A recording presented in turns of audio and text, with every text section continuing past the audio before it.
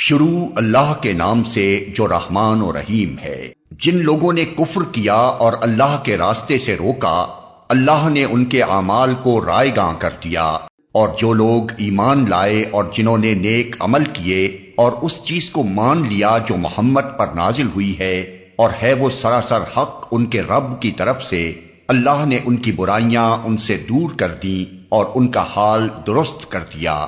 یہ اس لیے کہ کفر کرنے والوں نے باطل کی پیروی کی اور ایمان لانے والوں نے اس حق کی پیروی کی جو ان کے رب کی طرف سے آیا ہے۔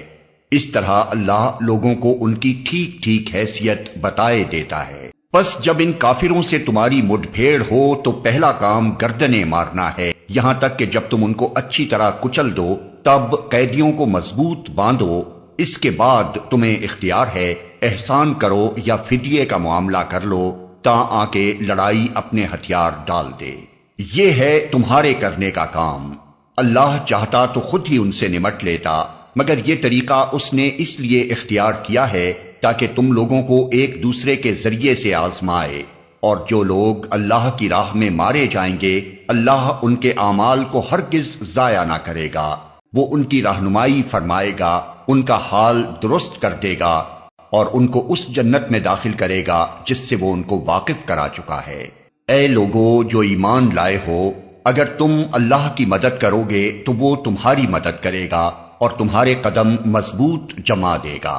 رہے وہ لوگ جنہوں نے کفر کیا ہے تو ان کے لیے ہلاکت ہے، اور اللہ نے ان کے اعمال کو بھٹکا دیا ہے، کیونکہ انہوں نے اس چیز کو ناپسند کیا جسے اللہ نے نازل کیا ہے، لہذا اللہ نے ان کے اعمال ضائع کر دیے۔ کیا وہ زمین میں چلے پھرے نہ تھے کہ ان لوگوں کا انجام دیکھتے جو ان سے پہلے گزر چکے ہیں؟ اللہ نے ان کا سب کچھ ان پر الٹ دیا، اور ایسے ہی نتائج ان کافروں کے لیے مقدر ہیں۔ یہ اس لیے کہ ایمان لانے والوں کا حامی و ناصر اللہ ہے اور کافروں کا حامی و ناصر کوئی نہیں۔ ایمان لانے والوں اور نیک عمل کرنے والوں کو اللہ ان جنتوں میں داخل کرے گا جن کے نیچے نہریں بہتی ہیں، اور کفر کرنے والے بس دنیا کی چند روزہ زندگی کے مزے لوٹ رہے ہیں، جانوروں کی طرح کھا پی رہے ہیں، اور ان کا آخری ٹھکانہ جہنم ہے۔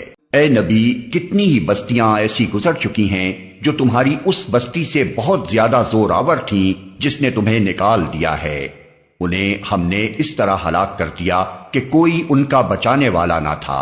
بھلا کہیں ایسا ہو سکتا ہے کہ جو اپنے رب کی طرف سے ایک صاف و صریح ہدایت پر ہو وہ ان لوگوں کی طرح ہو جائے جن کے لیے ان کا برا عمل خوشنما بنا دیا گیا ہے اور وہ اپنی خواہشات کے پیرو بن گئے ہیں؟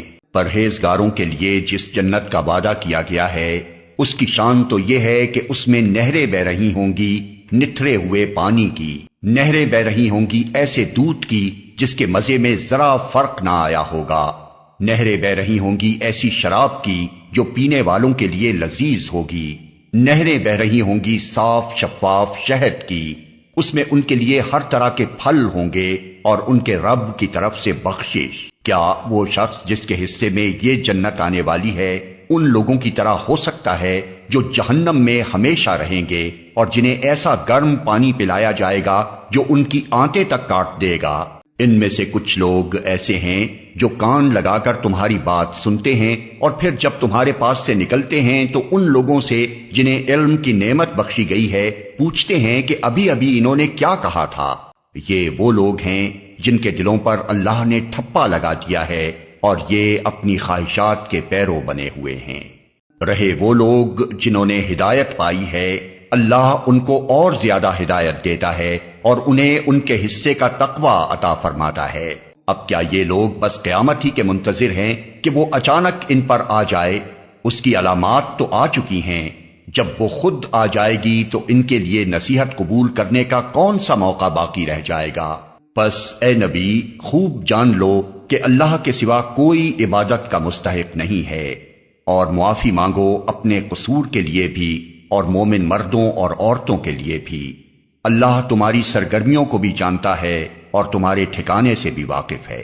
جو لوگ ایمان لائے ہیں وہ کہہ رہے تھے کہ کوئی صورت کیوں نازل نہیں کی جاتی جس میں جنگ کا حکم دیا جائے، مگر جب ایک محکم صورت نازل کر دی گئی جس میں جنگ کا ذکر تھا تو تم نے دیکھا کہ جن کے دلوں میں بیماری تھی وہ تمہاری طرف اس طرح دیکھ رہے ہیں جیسے کسی پر موت چھا گئی ہو۔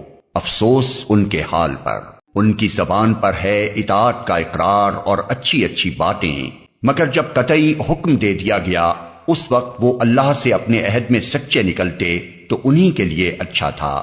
اب کیا تم لوگوں سے اس کے سوا کچھ اور توقع کی جا سکتی ہے کہ اگر تم الٹے منہ پھر گئے تو زمین میں پھر فساد برپا کرو گے اور آپس میں ایک دوسرے کے گلے کاٹو گے؟ یہ لوگ ہیں جن پر اللہ نے لعنت کی اور ان کو اندھا اور بہرا بنا دیا۔ کیا ان لوگوں نے قرآن پر غور نہیں کیا یا دلوں پر ان کے قفل چڑھے ہوئے ہیں؟ حقیقت یہ ہے کہ جو لوگ ہدایت واضح ہو جانے کے بعد اس سے پھر گئے ان کے لیے شیطان نے اس روش کو سہل بنا دیا ہے اور جھوٹی توقعات کا سلسلہ ان کے لیے دراز کر رکھا ہے۔ اسی لیے انہوں نے اللہ کے نازل کردہ دین کو ناپسند کرنے والوں سے کہہ دیا کہ بعض معاملات میں ہم تمہاری مانیں گے۔ اللہ ان کی یہ خفیہ باتیں خوب جانتا ہے۔ پھر اس وقت کیا حال ہوگا جب فرشتے ان کی روحیں قبض کریں گے اور ان کے منہ اور پیٹھوں پر مارتے ہوئے انہیں لے جائیں گے؟ یہ اسی لیے تو ہوگا کہ انہوں نے اس طریقے کی پیروی کی جو اللہ کو ناراض کرنے والا ہے اور اس کی رضا کا راستہ اختیار کرنا پسند نہ کیا۔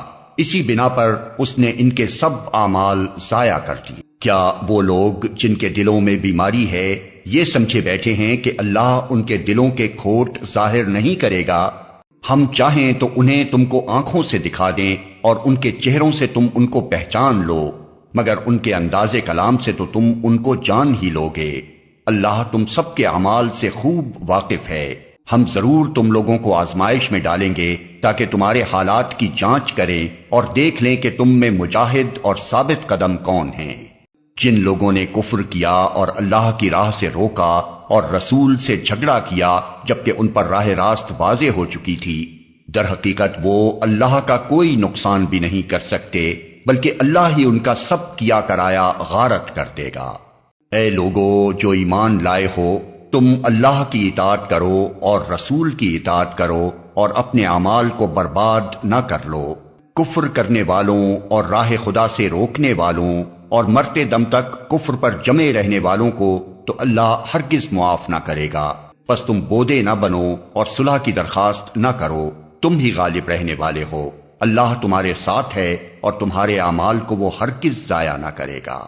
یہ دنیا کی زندگی تو ایک کھیل اور تماشا ہے۔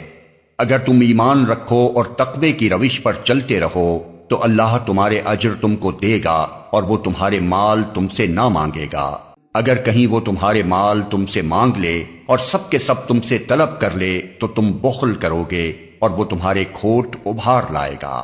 دیکھو تم لوگوں کو دعوت دی جا رہی ہے کہ اللہ کی راہ میں مال خرچ کرو۔ اس پر تم میں سے کچھ لوگ ہیں جو بخل کر رہے ہیں، حالانکہ جو بخل کرتا ہے وہ در حقیقت اپنے آپ ہی سے بخل کر رہا ہے۔ اللہ تو غنی ہے، تم ہی اس کے محتاج ہو۔ اگر تم منہ موڑو گے تو اللہ تمہاری جگہ کسی اور قوم کو لے آئے گا اور وہ تم جیسے نہ ہوں گے۔